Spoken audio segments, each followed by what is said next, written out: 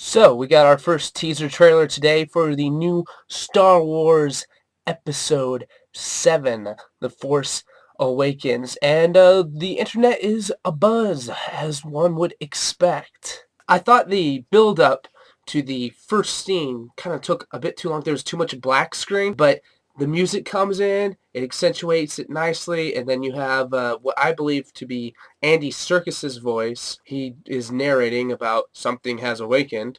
I know a lot of people thought it was Benedict Cumberbatch, which is a bad guess because it actually sounds a lot like him. I'm just guessing it's Andy Serkis because he actually is a cast member. We are then greeted with classic John Williams horn flare that automatically accentuates the action and sets the tone for the rest of the teaser. We are also seeing the main protagonist, or at least according to rumors, one of the main protagonists of John Boyega.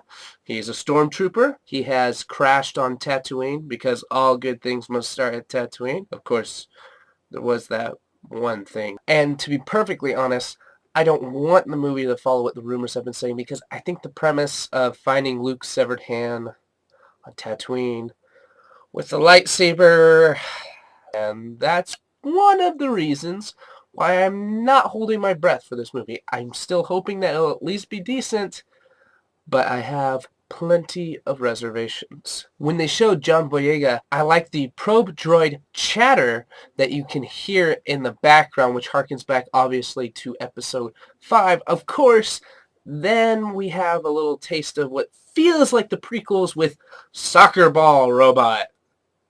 Yeah, not too enthused about that. What the heck is that thing? They continue with the tension, showing stormtroopers dropping in what appears to be a very dangerous and hazardous zone. We are then introduced very briefly to Daisy Ridley's character, who's supposed to be the streetwise, savvy scavenger. The tension keeps building up when we get the reveal of the new X-Wings, which look super awesome, especially with the three of them going over the water. The effects were just perfect. You want that absolutely to build up hype for your movie. And then there comes the drop, the black screen. The dark and sinister Benedict Cumberbatch slash Andy Serkis voice enters in again. And then we get the weird lightsaber with the things on the sides that you could impale yourself with if you weren't careful. There are a lot of people already taking it to task. I think it looks fine, but the whole impracticality of potentially stabbing yourself, of course, I've often thought that with just regular lightsabers anyways.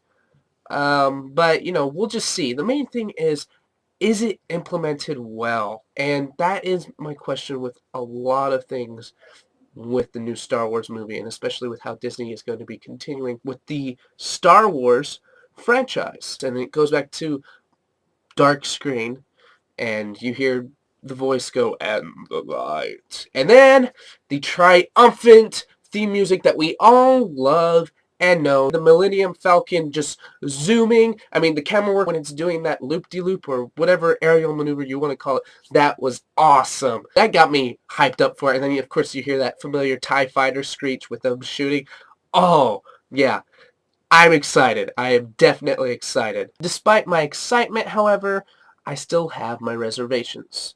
First, of course, as has already been mentioned, is the leaked story, which I personally find a little laughable, but that's honestly a very minor complaint compared to the other two of mine, which is that the most recent examples of Star Wars movies were the prequels, and, well, none of those were really that good. I know Episode 3, some people liked it. It kind of makes me want to watch it again just to see if I got it totally wrong, but I didn't like it. And most importantly, Disney just piled a ton of manure upon all of those individuals who have worked in the expanded universe. And basically, just like, yeah, none of that counted because we want to make money. I mean, that's why we're having this movie-making extravaganza, and I have a lot of reservations with that. Now, I know Disney owns Marvel, and they have done well so far. Every movie with the Avengers saga has been at least decent. There haven't been any clunkers yet,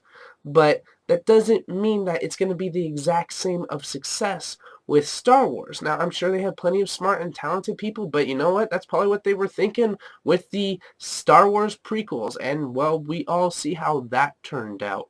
So, yeah, I have my reservations. I'm definitely going to be in line to go and see it. I'm actually even going to try to make it to a midnight release, just because I've never been to one of those, and I really do love Star Wars.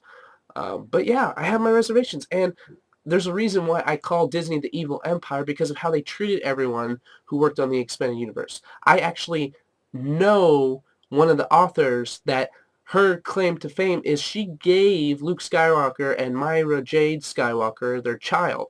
So, kind of influential in the Star Wars lore, and her, along with thousands and thousands of other people who have devoted so much time, energy, blood, and tears, Disney just went and said, nope, none of that really happened, because we have to have all this space to work with so we can shell out these Star Wars movies. And that really made me mad, and I am still very much upset about it. But the one way that Disney can make amends is if they make at least a decent Star Wars movie.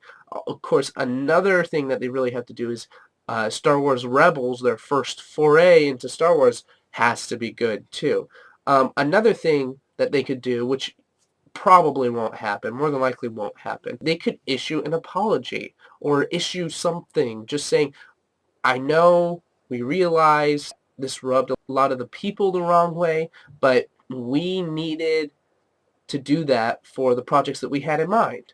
And another thing that they can do is actually implement the ideas in the expanded universe. I mean, you have such a huge lore there. Why don't you go use it? I mean, if you're smart, that's what you would do. But anyways, that's enough of my rant about my reservations about Star Wars Episode 7. However, the teaser did get me hyped. But I'm not holding my breath. But I can't wait to see what the future will bring. Don't forget to like or subscribe, and go right ahead. Leave a comment. Regardless, thanks for watching, and have a great day.